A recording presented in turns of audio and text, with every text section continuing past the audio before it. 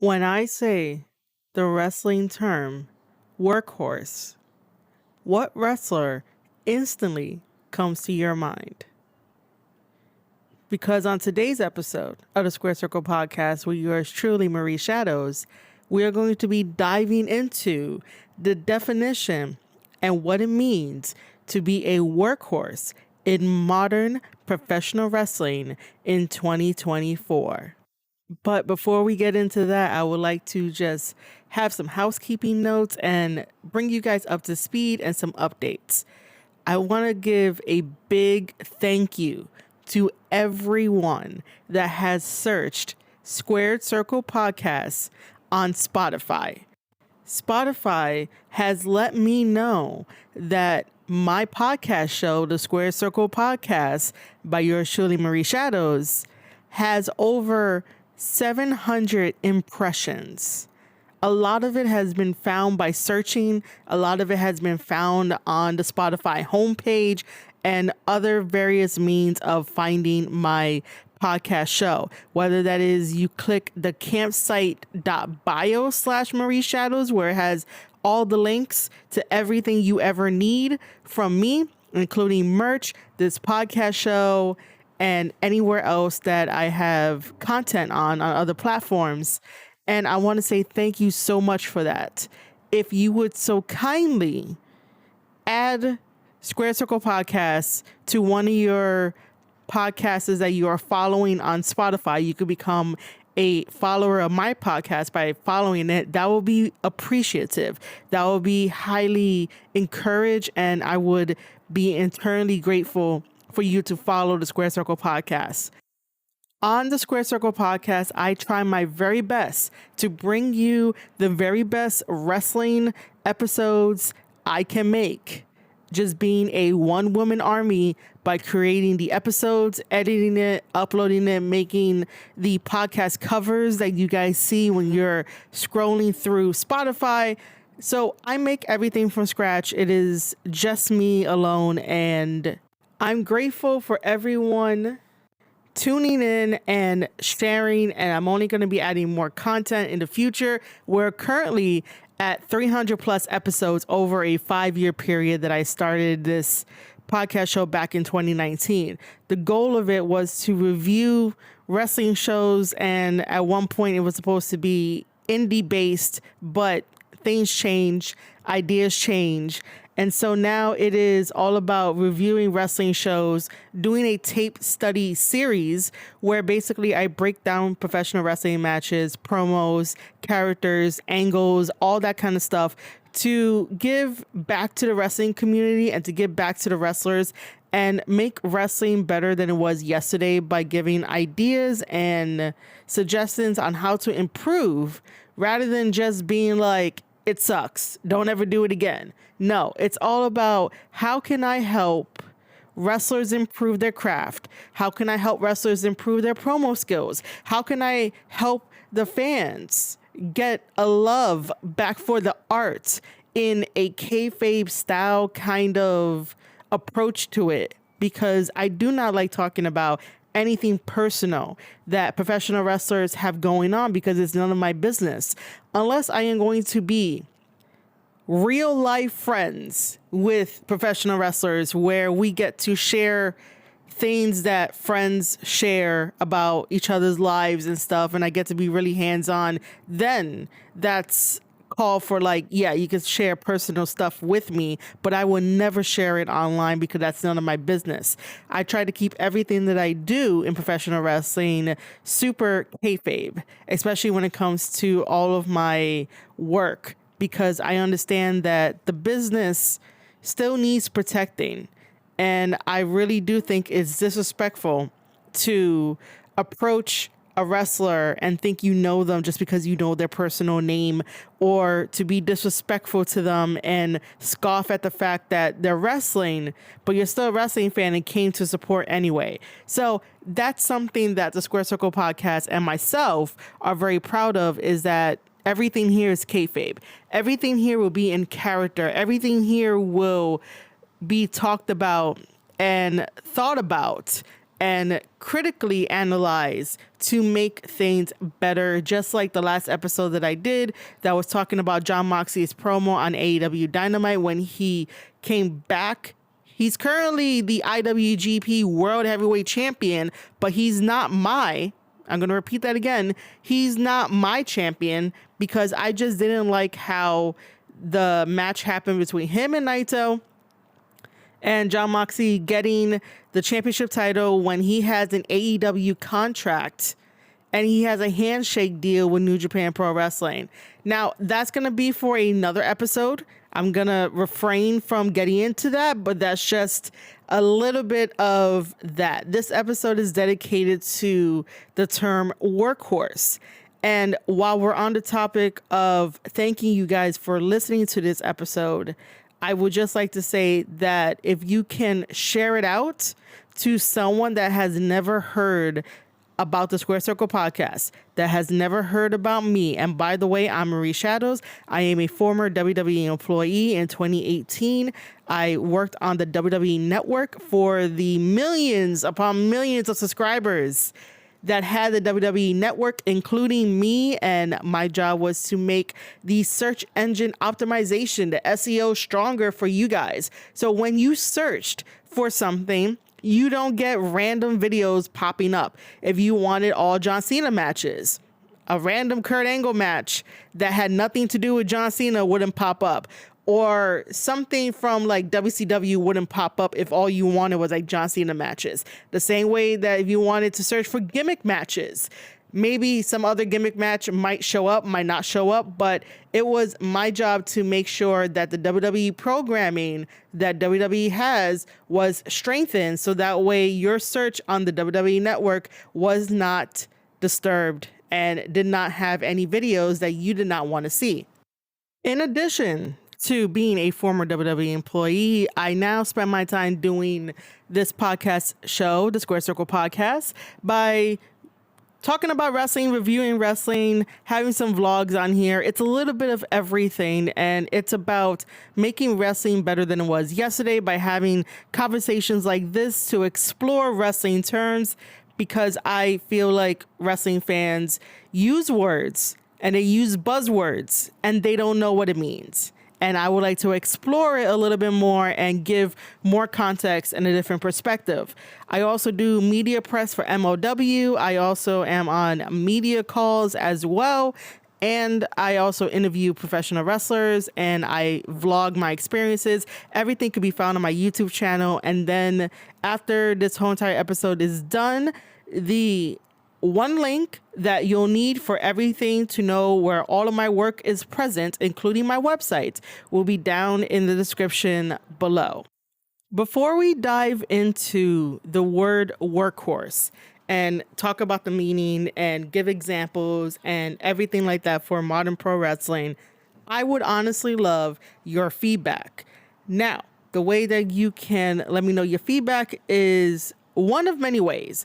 One, you can type in your response if you are on Spotify. Spotify now allows me to have a Q&A section and also a poll section. So please look out for that when you're listening to this podcast episode. You can also email me at squaredcirclepodcast@outlook.com. And you can also follow me on Twitter at Marie_Shadows. I do check my DMs and I would really love your feedback. So for a while, I have been wanting to create a segment for the Square Circle podcast. And most of the time, the Square Circle podcast is about focusing on one show at a time, whether that is me reviewing New Japan Pro Wrestling, which is like my bread and butter, talking a little bit here and there about AEW, talking about WWE. Each podcast episode is specific for the wrestling that I am reviewing, and that also goes for MOW as well, because I don't want to overwhelm you guys with a lot, and I don't want to make podcast episodes that are 2-3 hours long. Like, you're not here to watch a movie. So I was thinking that to do these kind of think pieces, sort of, or like think audio, I don't know, that maybe should not be a thing, but maybe it could be. But these think pieces where you listen to me about what it means for a workhorse, I would like to put this as episode 1 for a new segment called Inside the Locker Room. Now, this is a segment that is exclusive to the Square Circle podcast. And the idea behind it is to interview wrestlers and industry leaders that can give us extra perspectives, extra knowledge on wrestling terms, or anything that is locker room based. Not so much of revealing the curtain like all the way, but just something where it gives us a little bit more knowledge in professional wrestling. Even though some people will say that the wrestling is already exposed, like there's no way that it could be exposed even further. But there are situations like this one where we're talking about Workhorse, that it gets overused and people just use it and throw it out there. I know there's a bunch of other wrestling terms that people use and they just throw it out there. And if you guys want to give me some examples of wrestling terms that fans use all the time and you want me to break it down and talk about it a little bit more and give a different type of perspective to it, by all means, reach out to me via social media. Let me know what words you want me to talk about next. And I think that will be a nice little content segment for Inside the Locker Room and not have these episodes super long, like if I were doing a review show of a wrestling show, because that's different. I have to get to like all different types of points, but these could be nice little sound bites that are a good amount to listen to rather than like an hour long. However, this is probably going to be episode 1, so apologies for going this far into the podcast episode without first talking about Workhorse. But I wanted to get your opinions early on, and now let's jump into it.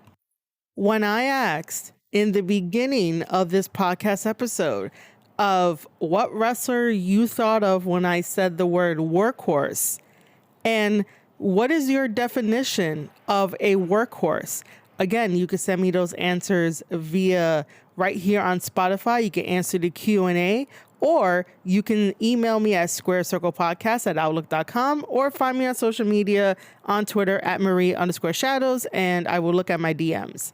So for me, when I think of the word workhorse, I think of Seth Rollins. Immediately Seth Rollins. And this conversation is for modern pro wrestling times. So in the modern era, because Workhorse would look maybe a little bit different if we were to go back to the 70s and the 80s and like 90s for what it means to be a workhorse. And it might be a little bit different, might not be a little bit different, but I would have to like sit and contemplate it for a while. Right now, my brain wants to say that if we decided to do a conversation about the 70s, the 80s, and the 90s about what workhorse would mean back then, I think to me it will be about maybe the same for what I'm about to say next. So my definition for what it means to be a workhorse in modern pro wrestling, in these times of modern pro wrestling, is that a wrestler, does not matter if they're male or female, a wrestler would need to have such a portfolio underneath their name that has matches, that has the full package, and their matches have to be consistent with the story they're trying to tell, the journey they're trying to bring us in, and then also the overall big picture message. I say all this because any wrestler that has a professional wrestling background training can be a workhorse. Any wrestler that's on the indies can be a workhorse. You're going to go from town to town to town. You're going to have match after match after match. But my ultimate conclusion for being a true workhorse is also having a consistent story following those matches. If you're just going to have match after match after match, is anyone truly going to remember it? Because a prime example of this is Jon Moxley.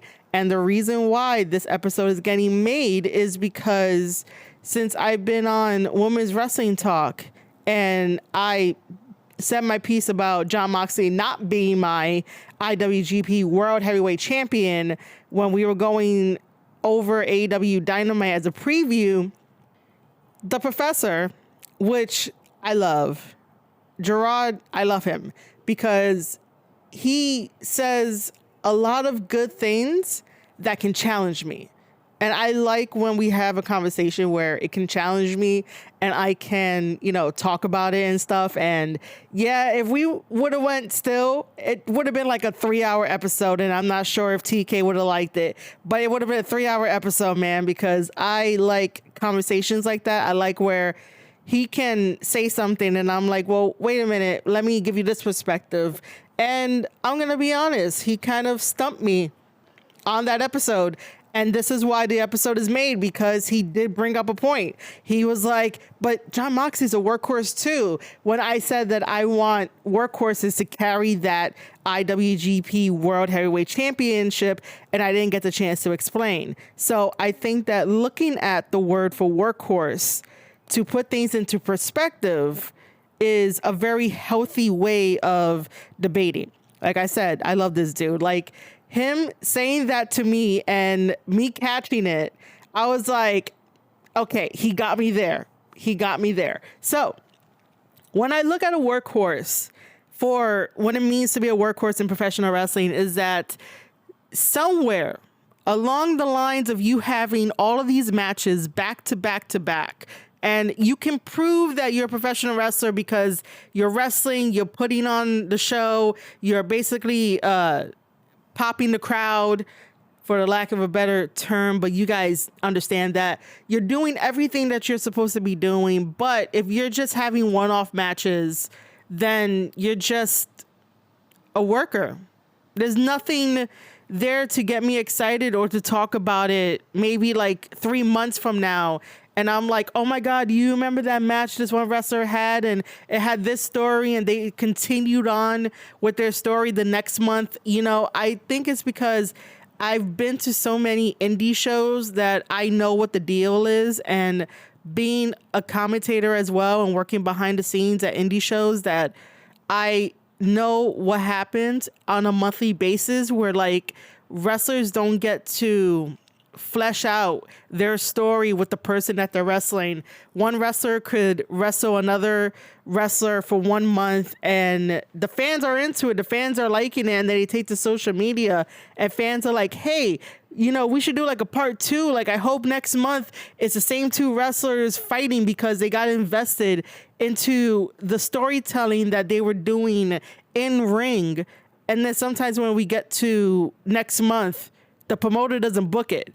The promoter forgets about it. That's what happens a lot in wrestling, is that certain types of stories get dropped because either the promoter forgot about it or the promoter don't know where it's going. And sometimes you can't leave it up to the wrestlers because they don't know how to maybe approach the promoter to be like, hey, we should do this and stuff like that. Like, a lot of things happen behind the scenes where you as a fan, if you want a certain story to happen and to move forward, it gets dropped.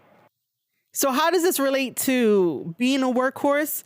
It relates to it because, again, you can have so many matches under your belt. You can go to so many different promotions under your belt. But if there's not like at least one thread where it connects everything for the bigger picture of your journey that you're taking me on, then I'm not really invested. It has to somehow like connect with the crowd. That's a big thing that wrestlers need to do. You have to connect with the crowd. Now let's look at some examples.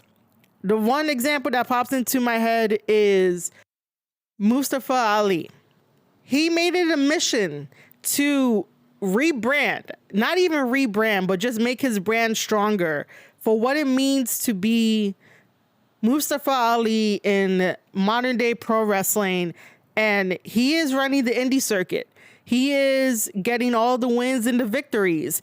And the thing that is making people invest in Mustafa Ali is the fact that it's not his victories. It's his message of this is his plan of attack, that he's going to go around and make wrestling better and defeat those that have put up walls and blocks, and he's going to knock every one of them down.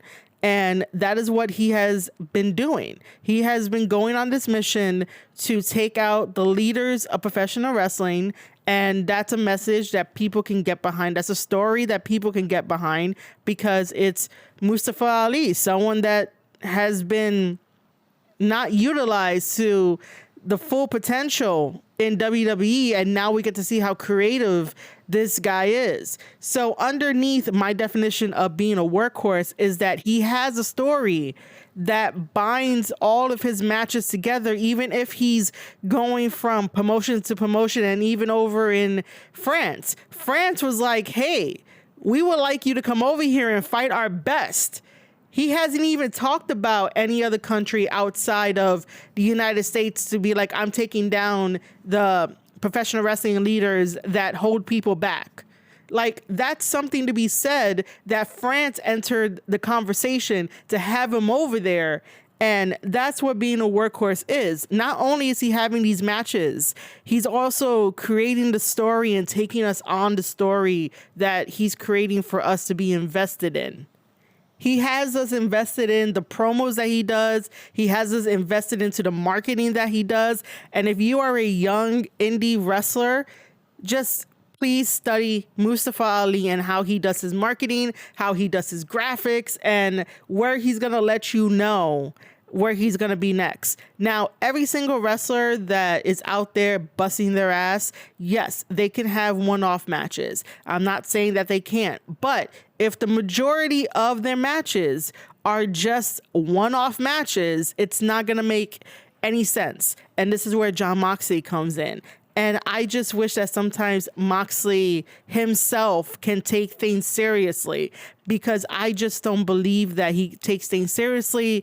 And then when he does take things seriously, I don't believe it. It's one of those effects of like the demeanor that he goes around sometimes is just like, I'm here, but all right, you could do whatever you want. And then when there is something that is serious, like, I'm not going to believe it when he gets serious, if that makes any sense. But when he left WWE and he went on his tour for having these matches, they were just matches from GCW and this promotion and that promotion, and he's doing all this deathmatch wrestling and stuff. And by the way, I do not like deathmatch wrestling. That's just a whole nother thing. I just don't like deathmatch wrestling. Like, I want my wrestlers to be safe. I want my wrestlers to be happy, healthy, and if they get hurt on accident, things happen in the wrestling business. But to be intentionally hurt with deathmatch and light tubes and things that can fuck you up for years to come, that can shorten your wrestling career, that's not wrestling. That's just like throwing your life away for the pure fact of blood and sport and entertainment. But then again, we had the gladiators over in Rome, so I can't really complain too much, but I could just tell you that deathmatch wrestling is not my thing. It really isn't. But for Jon Moxley to have all these matches in GCW, and they really didn't feel like they were story matches, since most of them were just in deathmatch, and maybe he had some regular matches, but you know, you always have to have some weapons in there. And that to me is just like, yeah, he's a workhorse. I'm not really going to deny that he wasn't, but for this conversation, you had to be the complete package of what it means to be a workhorse that can get him to be in the conversation. He could always be in the conversation, but again, if I were to ask somebody, well, what did this match mean? What story was in it? And like, how did that relate to him being in GCW and pushing a Jon Moxley story in GCW to get more eyes on GCW? I don't know if GCW gained more eyes while he was there. They probably did, but now it just seems like there's no more partnership between them and AEW, but that's for another podcast episode. But, you know, while John was there at GCW and made his home in GCW before Tony Khan was like, nah, you can't do GCW anymore. What kind of story did Jon Moxley provide GCW and GCW's fans? If someone can tell me that Jon Moxley provided a story for GCW, and do not say that he was a badass, that's his story, he was a badass, that cannot be the story. There has to be a more intricate layer when it comes to this conversation. And if somebody can tell me very substantially that there was a story in GCW that had Jon Moxley pushing his story in GCW, that it just wasn't matches, then I will consider. However, it has to be a story. But from everything that Jon Moxley has done, meaning on the indies, all the matches, I don't think there were any story in between any one of them that connects to anything. And then we get to AEW. Now, his run in AEW, would I consider it workhorse material? I really had to think about this one. And I will say that the first half of Moxley being in AEW, I will consider it workhorse material by my definition. And then he went to AA, and then he came back and formed the Blackpool Combat Club, and I'm just like, nah, because that doesn't have any type of cohesive story. They're all consistent. The Blackpool Combat Club is consistent with having professional wrestling matches, but there's nothing that connects them to have an overall message and overall story. However, the one exception to this conversation is going to be when Jon Moxley was in the Shield. That is where I'm going to give the exception, even though Moxley hates WWE. Like, dude, shit happens. People get burned out. It's a thing of life. And, you know, companies and corporations have bad people.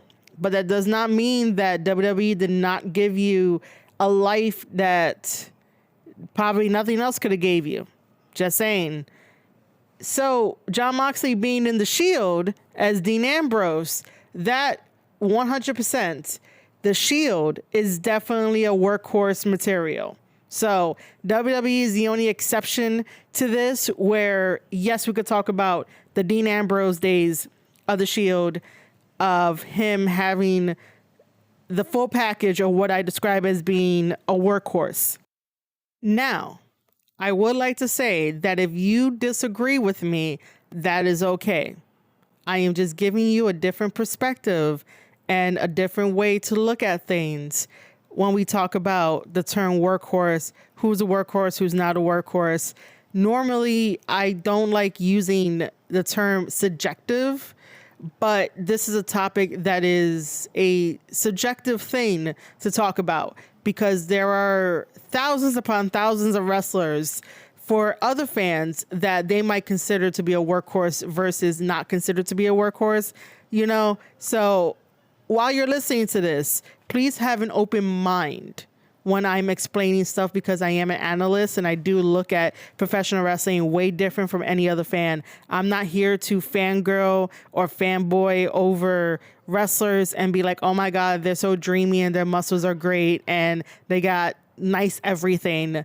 No, I'm here to be like, well, let's look at their in-ring performance, their promo skills. Let's look at everything that makes them be a professional wrestler. So it's more about looking at their skill set more than looking at them like an object, because they're not an object.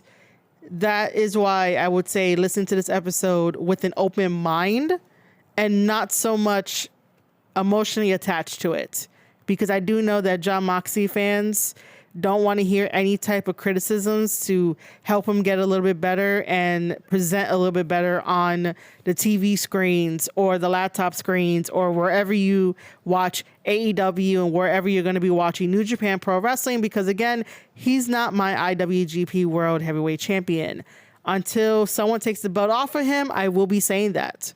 And I already explained why, and I will explain further in another episode why he's not my IWGP World Heavyweight Champion. Now, let's look at Seth Rollins.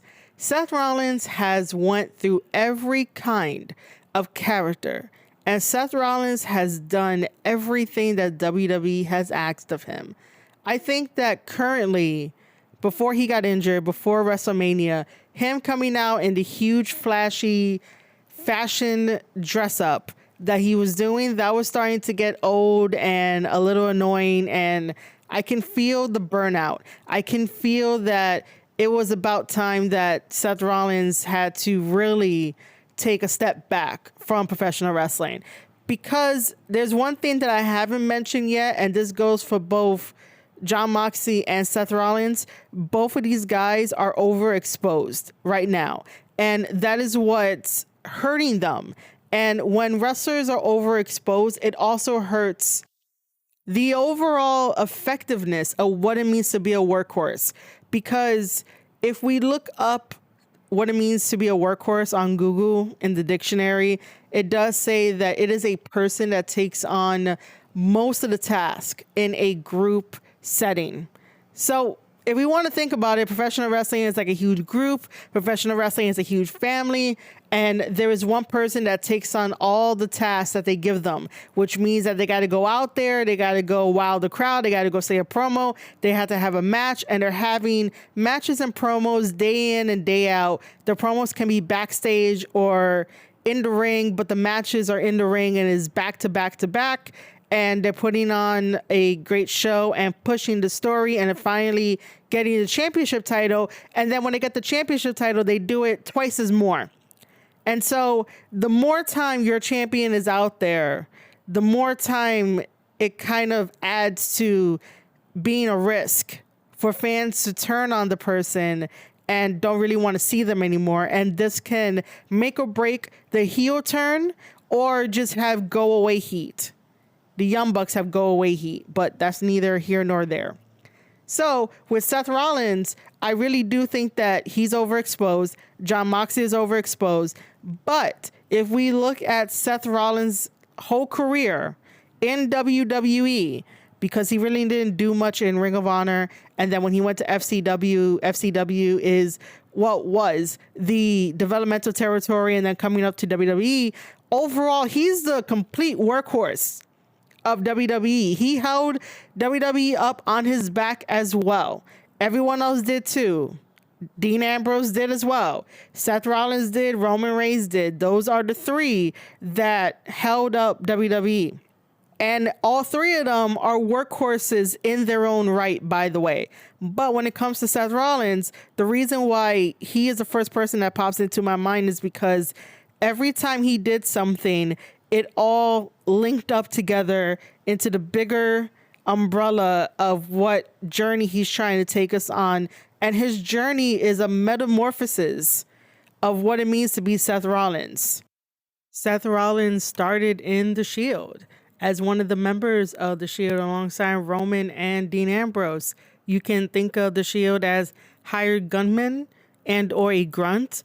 And that's like at the bottom, because people who have money, people who have authority will be the ones hiring people from the Shield to do their bidding. So that is why I would say that that will be the grunt level, the lower level of Seth Rollins's metamorphosis. From there, he branches out and he does the architect, which is the ultimate opportunist, which is the guy you had to have eyes in the back of the head for, because you do not want this guy to take you out from behind and take your championship titles, get the advantage in a match by a blindsided attack. And then during that architect phase, he did become the Kingslayer, because that was Triple H's way of like, I'm passing the torch to you, kid.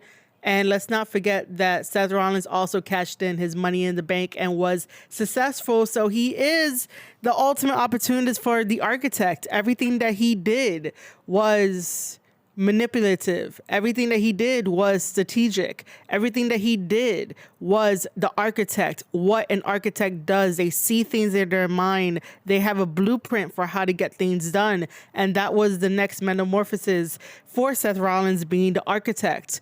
After the architect, we have the Monday Night Messiah, which is basically him becoming Jesus, his come to Jesus moment, as Jay White would say.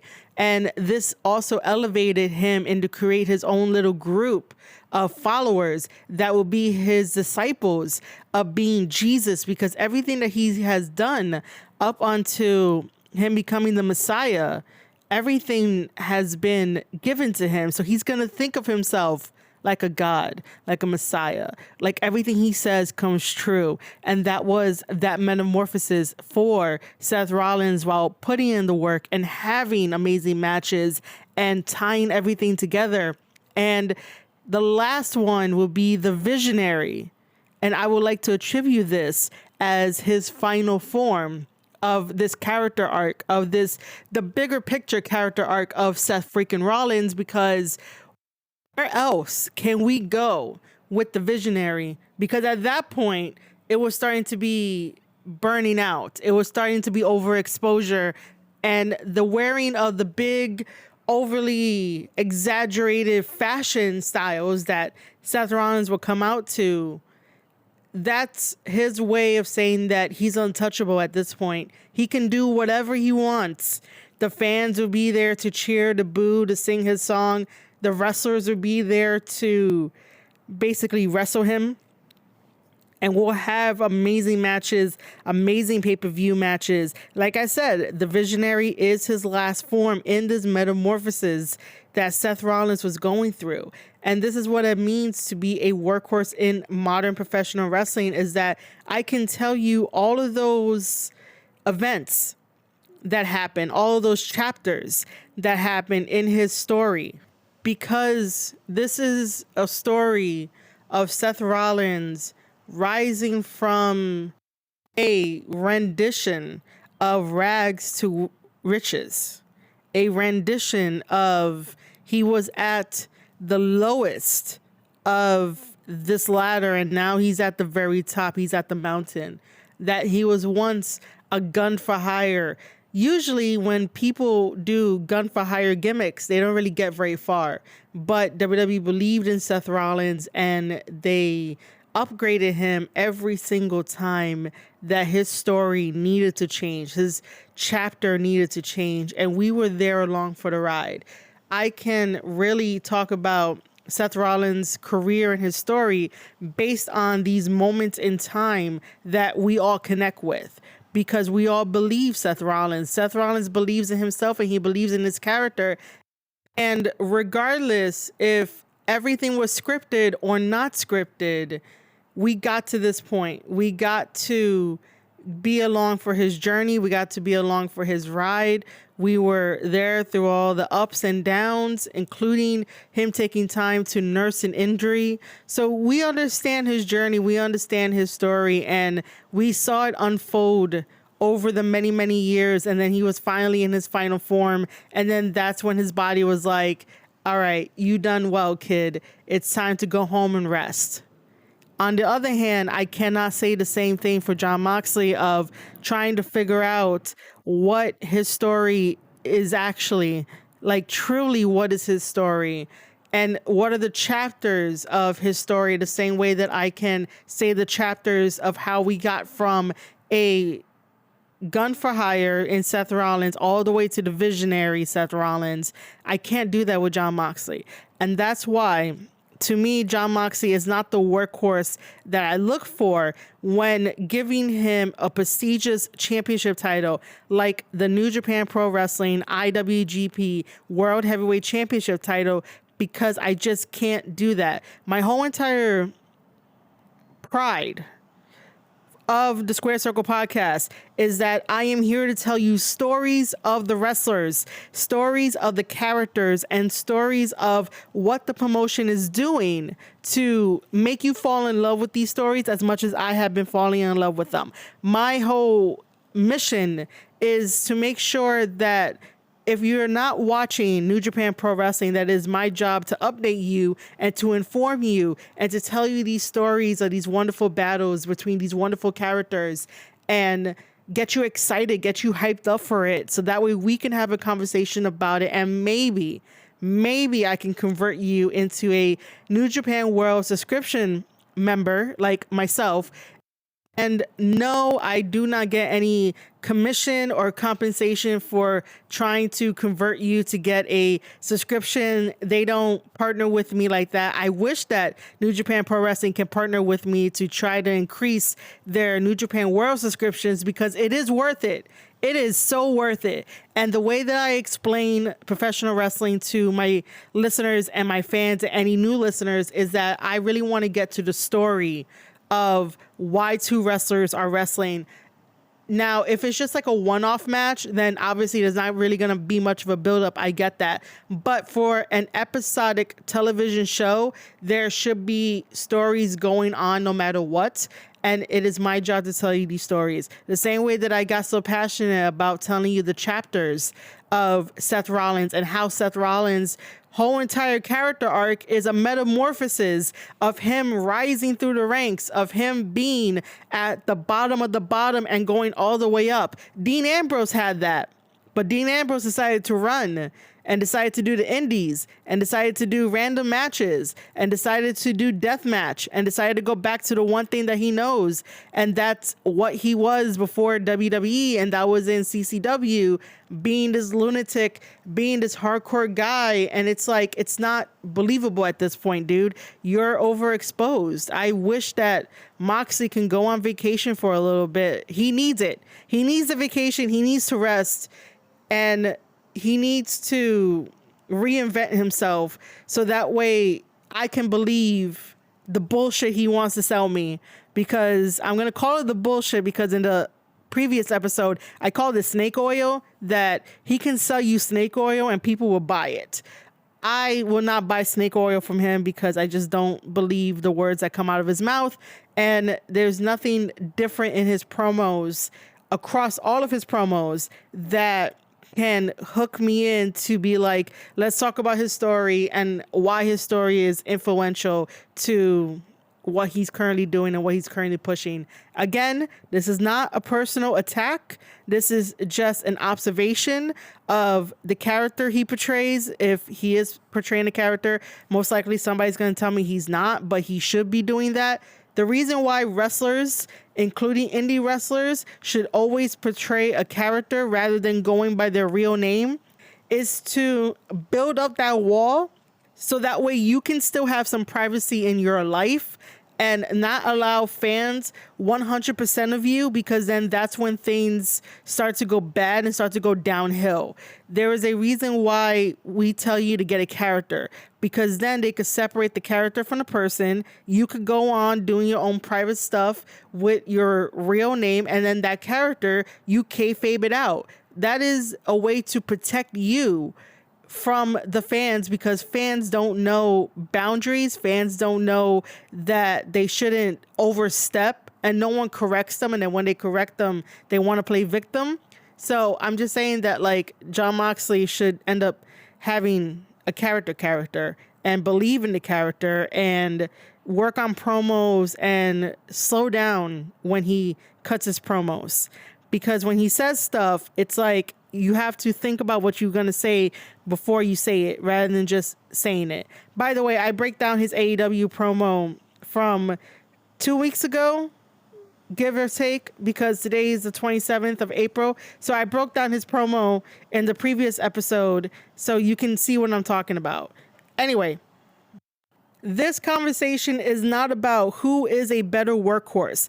That is not the point of this podcast or anything that gets discussed for the segment called Inside the Locker Room. The point of this is to present different types of perspectives and see it as a creative lens, because my background is a bachelor's degree in creative writing and a publishing certificate. So I read a lot, I write a lot, and I also am working on a wrestling fiction novel. So this is all more training for me, but I look at professional wrestling through the lens of a creative writer and how to make characters better. So this conversation is by no means one is better than the other. If you feel that Jon Moxley is a workhorse, awesome, great, congratulations, you feel that way. I think that Seth Rollins is a workhorse because of the way that I can dive into his story and take you on a journey and explain the overall arching character that he has and how everything is connected, and the way that it went about for his storied career is because of the attributes that I think a workhorse needs, which is that they can have all the matches in the world, but those matches need to bring us on this journey of storytelling of the character and the motivations and how everything is wrapped up together to bring us a wonderful story of this character.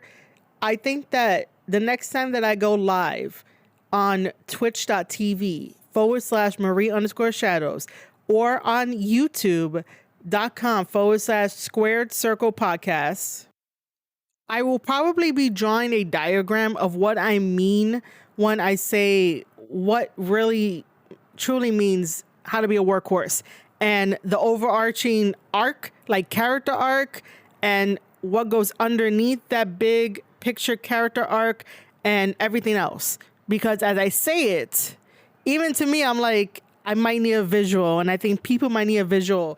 But just keep in mind that if you are like an avid reader and you went to classes for creative writing, you would know that like when you structure a story, it has act 1, act 2, act 3, and then they have like the character arcs and the storyline arc and the I'm gonna call it side quest arc for now. So it's like that. My brain is thinking about it like that because that's how I see professional wrestling. I see professional wrestling in terms of, well, what is the big overarching arc of your character that you want to get over?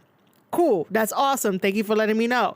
And then what are the story elements and the story chapters that you want to tell within that arc? Now, none of this is like set in stone, so everything can change, but that's how I see how characters are made, how stories are made, and there is a bunch of wiggle room in those areas to make a really good wrestler to make a really bad wrestler.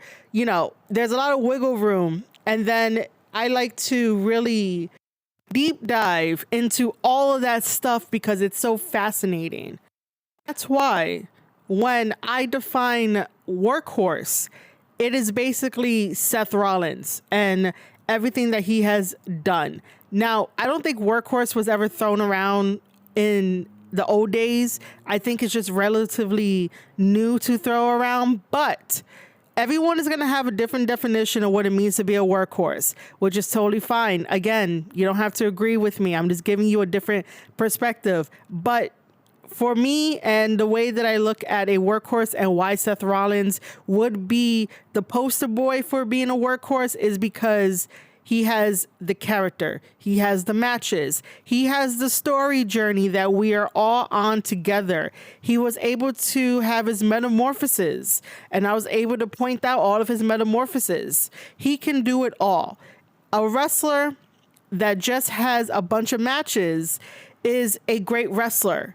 But again, are you going to remember the matches? Are we going to talk about it? Are we going to have a debate about it? I can watch the matches that you want to debate about, but how effective are those debates going to be if the perspectives are going to be one-sided and selfish, as I'm trying to look at it through the lens of being a creative and how those matches could have elevated the wrestler and the story and the promotion and get more eyes on the promotion. Like, for example, I know we're hitting a little bit over the mark that I want to hit with this episode, but another good example of how an indie wrestler can become the workhorse like a Seth Rollins is Jay Bougie.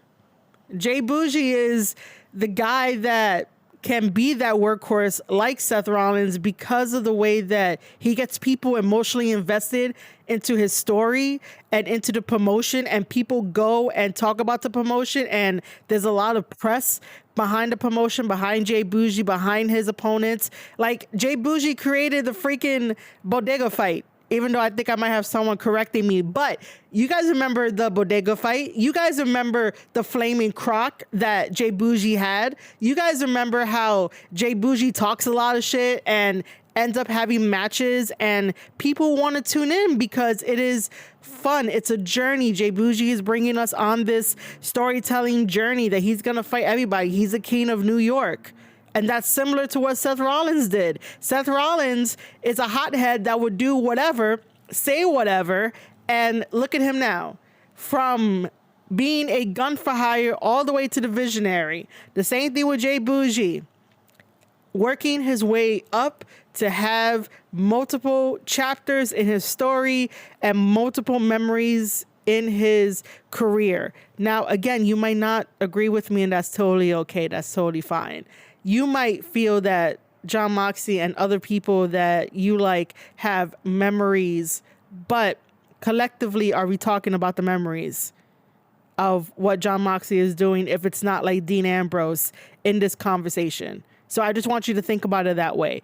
And by me putting it in that perspective does not mean that you have to agree with me. By me putting that in that perspective does not mean that Seth Rollins has won this conversation about what it means to be a workhorse and the definition of a workhorse in modern professional wrestling. That's just me giving you a different perspective and not looking at it through the lens of being a fangirl or a fanboy. Because remember, here on the Square Circle podcast, we get deep into character, we get deep into story, we analyze more than fangirl and fanboy. There's a time and place to become that cheerleader for that wrestler, but on this podcast show, that's not happening. Unless like I have to go into character and I gush over Jay White. That was the only time, which was cool because people got invested into Jay White's story, into New Japan Pro Wrestling, and they wanted me to break down New Japan Pro Wrestling. But with all of that being said, remember, this is just a conversation about perspectives of what it means to be a workhorse in modern professional wrestling. For me, you had to have the whole package, including storytelling ability, character development, taking me on a journey. I am very curious to see what other people think, and if you want to share your thoughts. Again, Spotify has done an amazing job with a Q&A section and a poll section, and I will be putting a question in the Q&A and a question in the poll, so please go answer it. It will be right in the same episode, so you don't have to go anywhere. And if you want to tell me via email, it is squaredcirclepodcast@outlook.com. And if you want to tell me over on Twitter via DM, do not tag me on the timeline, via DM at Marie_Shadows, and we'll take it from there. In the meantime, thank you for listening to this podcast episode. Again, I am so thrilled and happy that people have been finding the podcast and liking, sharing, talking about it. And the more that you share to your friends who have never heard the Square Circle podcast, it helps me out greatly. It really, really does. And I appreciate everyone that has listened. I appreciate everyone that has put a follow on the Square Circle podcast on Spotify. And I appreciate everyone from around the world, from United States to Canada to the UK to India to Italy to everybody around the world, to New Zealand as well, to Japan. Thank you guys for tuning in to the Square Circle podcast. This is episode 1 of Inside the Locker Room, where we are discussing wrestling terms. We are discussing anything and everything that professional wrestling fans end up overusing, and I tend to give you a different perspective on those words. And this is all a work in progress because everything in professional wrestling is subject to change, including my thought process as well. So thank you for listening to the first episode of Inside the Locker Room, where we tackled the word workhorse in modern professional wrestling. I am your host, Marie Shadows, and I'll see you guys on the next one.